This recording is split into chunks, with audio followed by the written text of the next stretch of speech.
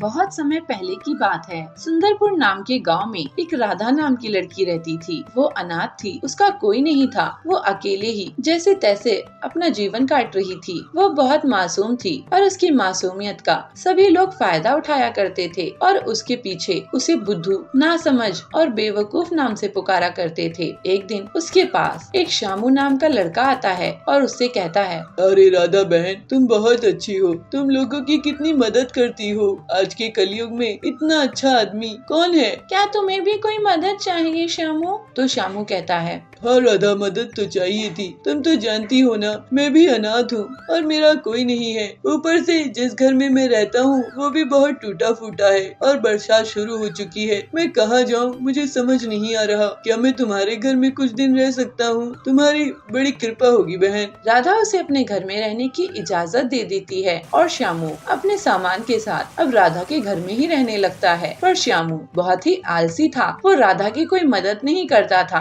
और पूरे दिन बस सोता ही रहता था और खाता रहता था। उल्टा राधा को ही घर का सारा काम करना पड़ता था। राधा सोचती थी कि कुछ दिनों का मेहमान है, इसलिए वो उससे घर का काम क्या करवाए, इसलिए वो उसे कुछ नहीं कहती थी। राधा माँ दुर्गा की बहुत बड़ी भक्त थी और वो हर दिन उनकी पूजा अर्चना करती थी। हे माता रानी, मेरे माँ बाप के जाने के बाद आपने ही मेरी देखभाल की है। आप ही मेरे लिए सब कुछ है। आप अपना साथ कभी मत छोड़ना माते, हमेशा मेरे साथ रहना। राधा के पास उसके घर के अलावा कुछ नहीं था जो उसके माँ बाप ने बड़े ही प्यार से बनाया था। पर एक दिन राधा शामू से कहती है, शामू बहुत दिन हो गए हैं, अब तुम्हें अपने घर की व्यवस्था करनी लेनी चाहिए। बरसात भी अब खत्म हो चुकी है। क्यों भला, मैं क्यों करूँ? तुम करो, ये तो मेरा घर है। ये तुम क्या कह रहे हो शामू? ये मेरा घर है। अरे राधा, तुम झूठ क्यों बोल रही हो? तुमने मुझसे पैसे उधार लिए थे और तुम वो चुका नहीं पाई, इसलिए ये घर अब से मेरा है। वो तो शुक्र मानो तुम मेरा कि मैं तुम्हें यहाँ रहने दे रहा हूँ। अभी के अभी निकलो मेरे घर से। चलो, एक तो तुम्हें रहने दिया, ऊपर से तुम मुझे घर से निकालते हो। श्यामू राधा को घर से निकाल देता है और राधा बेचारी रोती हुई एक नदी किनारे आकर बैठकर रोने लगती है। तभी उसे नदी में से एक मछली बाहर पड़ी दिखाई देती है। वो तड़प रही थी। अरे वो बेचारी मछली तो मर जाएगी, मुझे उसकी मदद करनी चाहिए। राधा फौरन जाती है और उस मछली को उठाकर उसे फिर से नदी में छोड़ देती है और वो मछली पानी में जाते ही खुश हो जाती है और माँ दुर्गा के अवतार में बदल जाती है। मछली को माँ दुर्गा के रूप में बदलता देख राधा को अपनी आँखों पर विश्वास नहीं होता। हे दुर्गा माँ, ये आप हैं। आपने आज दर्शन देकर मेरा जीवन सफल बना दिया माते। मुझे पता है तुम्हारे साथ क्या हुआ है राधा, और मैं शामू को उसका दंड भी दूंगी। पर पहले मैं तुम्हारे लिए एक घर की व्यवस्था कर दूं मेरी बेटी। दुर्गा माँ अपने चमत्कार से वहाँ एक पेड़ पर एक सेब घर, सुंदर सा घर प्रकट करती हैं, जिसमें ऐशो आराम की हर चीज थी। वो सेब घर बहुत ही सुंदर था। हे माता रानी, आपने मेरे लिए इतना कुछ किया क्योंकि तुम एक अच्छी लड़की हो राधा। तुम हमेशा दूसरों की सहायता करती हो और इसके बदले तुम्हें कुछ नहीं मिलता। पर अब तुम अच्छे से रहना और किसी बात की चिंता मत करना। इस घर में तुम्हें हर चीज मिलेगी और ये घर बहुत मजबूत है। आंधी आए, तूफान आए, चाहे बारिश आए, इसको कुछ नहीं होगा। राधा अपने उस सुंदर से घर में रहने लगी और माता रानी के चमत्कार से उस शामू का घर 2 दिन में ही टूट गया और वो फिर से बेघर हो गया। बंटी एक बहुत ही होशियार मिस्त्री था। इंजीनियर्स भी उससे घर बनाने के पहले सलाह मशवरा करते थे। बंटी बहुत मेहनती था और लोगों की मदद के लिए पैसे भी उधार दे देता था। एक उसकी पत्नी पीलू उससे कहती है, अजी सुनते हो, आप पूरे गांव के लिए घर बनाते हो, लेकिन हमारा खुद का कोई घर नहीं है। बारिश का मौसम आने वाला है, छत की मरम्मत करवानी है। हमारा अपना घर कब होगा? कभी सोचे हो? वो टिल्लू कितनी जल्दी से अपना घर बना लिया, जबकि उसको आपके जितना भी काम नहीं आता है। अरे पीलू, क्यों दूसरों की तरक्की देखकर जल रही हो? बारिश के मौसम के लिए मैं तैयारी कर लूँगा और एक दिन हमारा भी अपना घर होगा। तुम इतना मत सोचो। फिर बंटी अपने दोस्त हरिया को, जो कि ईंट सप्लायर था, उसको सारी बात बताता है। हरिया भाई, तुम मुझे मेरे घर की मरम्मत के लिए ईंट कितने में दोगे? अरे क्या बंटी भाई, तुम्हारी मदद से तो आज मेरा इतना बड़ा कारोबार है, तुम बस बताओ कितनी ईंट चाहिए, तुम्हें ईंट मिल जाएंगी। फिर हरिया बंटी के घर के बाहर एक ट्रॉली ईंट डलवा देता है। उस रात जब बंटी और पीलू सो रहे थे तभी बंटी को कुछ आवाज आती है, लेकिन जब वो बाहर आता है तो उसे कोई नहीं दिखता। सुबह उठने पर वो ईंटों को गिनता है तो पता है कि कुछ ईंटें कम हो गई थी। अरे लगता है कोई ईंटों को चुरा ले गया है। कौन हो सकता है जी? ऐसे ही अगले सुबह ईंट कम मिलती है तो बंटी परेशान हो जाता है। ये रोज रोज कौन हमारी ईंटों को चुरा रहा है? आज रात मैं पहरेदारी करूंगा। फिर उस रात बंटी जागकर ईंटों की रखवाली करता है। वो एक कोने में छुपकर नजर बना रखता है और थोड़ी ही देर में देखता है कि कुछ बहुत ही छोटी छोटी चिड़िया अपनी अपनी ट्रैक्टर में ईंटों को चुरा कर ले जा रही है। पीलू और बंटी दोनों उनका पीछा करने लगते हैं। फिर जंगल से होते हुए वो छोटी छोटी चिड़िया एक गुफा के अंदर चले गए। दोनों पति पत्नी भी उनके पीछे गए और दूसरी तरफ निकले। अरे यहाँ तो इन छोटी छोटी चिड़ियों का पूरा घर संसार है। हाँ, छोटे छोटे घर और गाड़ियाँ हैं। अरे छोटी छोटी चिड़िया, तुम लोग मेरे घर से ईंट चुरा कर भागी हो। तभी वहाँ छोटी चिड़िया की रानी बबली बोलती है, नहीं, आप हमें गलत मत समझिए बंटी जी। हमें एक नया महल तैयार करना है और मार्केट प्लेस भी बनानी है और ये काम आपसे बेहतर कोई और नहीं कर सकता।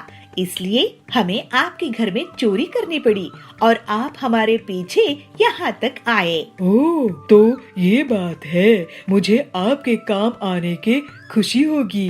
हाँ हाँ, हमें आप छोटी चिड़ियों की तकलीफ पता है। ये आपके लिए बहुत अच्छा काम करके देंगे रानी जी।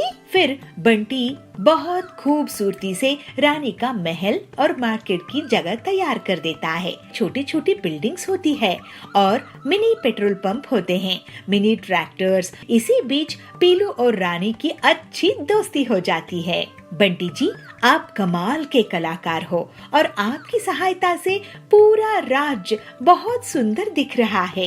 ये लीजिए आपकी मेहनत का इनाम। रानी बंटी को सोने से भरी एक बोरी देती है। ये देखकर पीलू और बबलू की आंखें चमक उठती है। फिर जल्दी ही बबलू अपना एक सुंदर सा बंगलो बनाता है।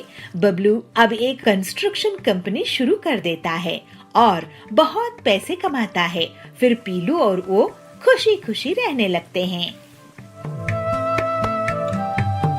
गांव के जंगल में पीलू अपना ऑमलेट का ठेला चलाती थी और बहुत गरीब थी और उसका पति बंटी कबूतर मशीन रिपेयरिंग का काम करता था, लेकिन उनकी बहुत आमदनी नहीं होती थी। एक दिन बंटी जब कड़क सेठ के घर में मशीन रिपेयर कर रहा था, उसकी मशीन अचानक से और खराब हो गई। ये क्या किया तुमने बंटी? मेरी 50,000 की मशीन खराब कर दिया। अब इसका हर्जाना तुझे देना होगा। लेकिन सेठ जी, मैं 50,000 कहाँ से लाऊंगा? मैं बहुत ही गरीब हूँ। वो मैं नहीं जानता, तो मुझे पैसा लाके दे, नहीं तो मैं तुझे पुलिस के हवाले कर दूंगा। ऐसे ही उदास मन से बंटी अपने घर आता है और पूरी बात पीलू से कहता है। तो पीलू कहती है, ये तो हमारे घर बहुत बड़ी मुसीबत आ गई है।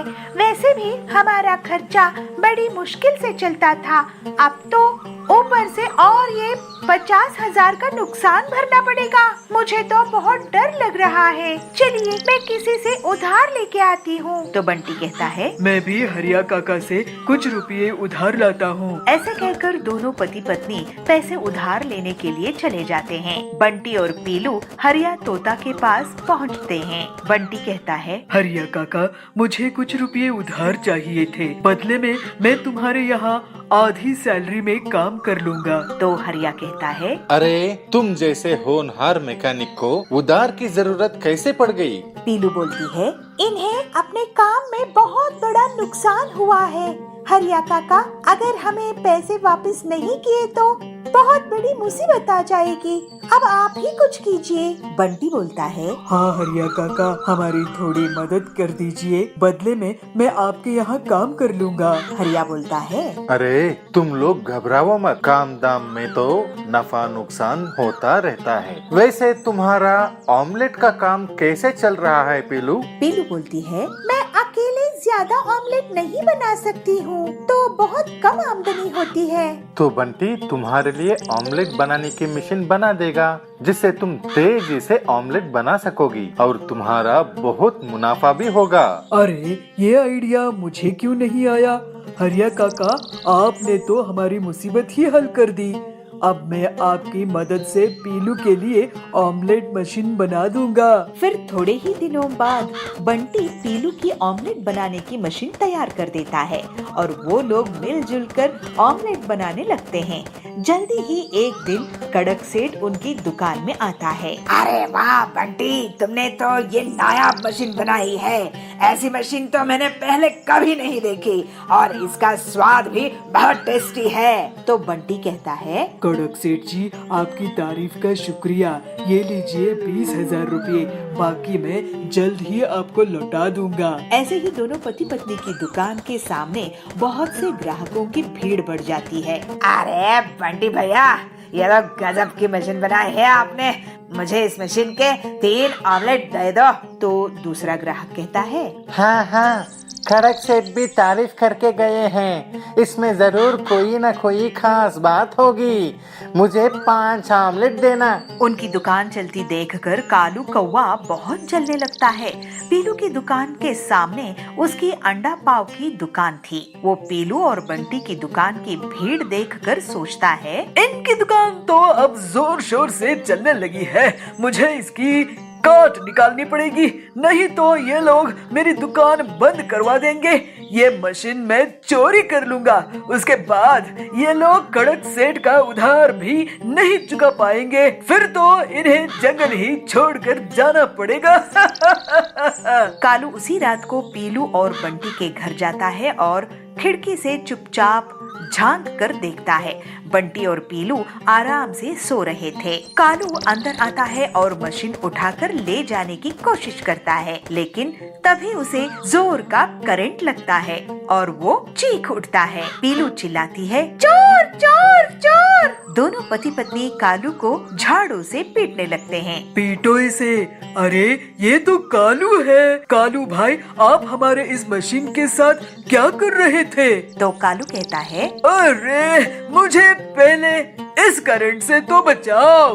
बंटी मशीन का प्लग निकालता है और कालू को करंट लगना बंद हो जाता है। हाय, मैं तो जल गया।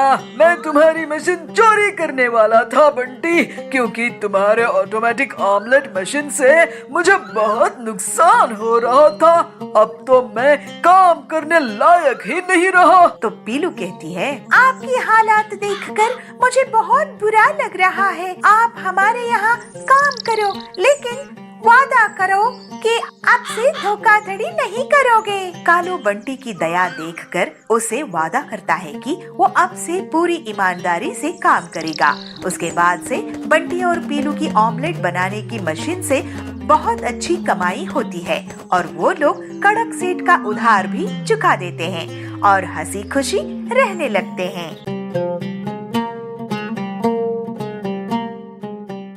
बेलापुर गांव के जंगल में एक गरीब चिड़िया पीलू रहती थी। वो घर में ही कांच की चूड़ियां बनाया करती थी और एक टोकरी में उन्हें ले जाकर बाजार में बेचा करती थी। पीलू लक्ष्मी जी की बिना स्वार्थ के भक्ति किया करती थी। उसका पति बंटी कबूतर प्लम्बर था और नल फिटिंग और रिपेयरिंग का काम करता था। एक दिन बंटी काम से लौट रहा था, तभी उसका एक्सीडेंट हो जाता है और उसका पैर टूट जाता है। भले ही हमारे घर बहुत बड़ी मुसीबत आ गई है, लेकिन माँ लक्ष्मी जी की बहुत कृपा है कि आपकी जान बच गई है। इतने दुख में भी तुम्हारे मन में लक्ष्मी जी के प्रति कितनी श्रद्धा है पीलू। लेकिन ये भी तो सच है ना कि हमारे घर का खर्चा बड़ी मुश्किल से चलता था। अब तो मेरी इस हालत के कारण घर का किराया, दवाई और किराने के खर्चा कैसे निकलेगा? मुझे तो बहुत चिंता हो रही है। काश मैं जल्दी से ठीक हो जाता पीलू।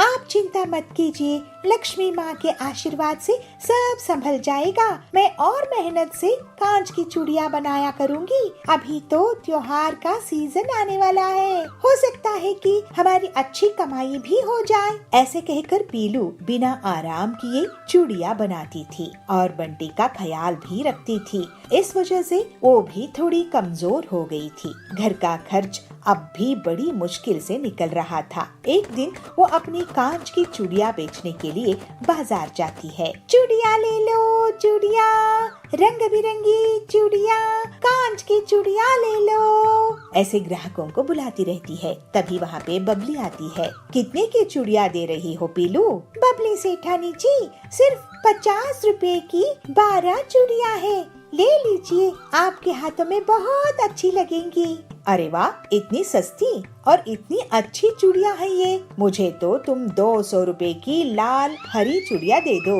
इस त्योहार में बहुत अच्छी लगेंगी। लो, ऐसी चूड़ियाँ तो बड़ी बड़ी दुकानों में भी नहीं दिखती हैं। तुम कहाँ से लेकर आई हो?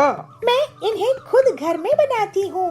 इन्हें मैं लक्ष्मी जी की भक्ति के कारण ही बना सकती हूँ हरी मैडम, क्योंकि उन्हें ऐसी चूड़ियाँ बहुत पसंद है। बहुत बढ़िया पीलू, मुझे भी 200 की दे दो। मिक्स मैच करके मैं भी तुम्हारे इन्हीं पर लक्ष्मी जी के भक्ति करते हुए ही ये चूड़ियाँ पहनूंगी। इस तरह से पीलू की चूड़ियाँ वहाँ की औरतों को बहुत पसंद आने लगती है और उसकी अब अच्छी कमाई होने लगती है। देखिए जी, आज कितनी अच्छी कमाई हुई है। माँ लक्ष्मी जी, बहुत धन्यवाद आपका। हाँ पीलू, बस कुछ ही दिनों की बात है, मैं भी ठीक हो जाऊंगा तो दोनों माँ लक्ष्मी जी के लिए भंडारा करेंगे, गरीबों को खाना खिलाएंगे। बहुत अच्छे विचार है जी।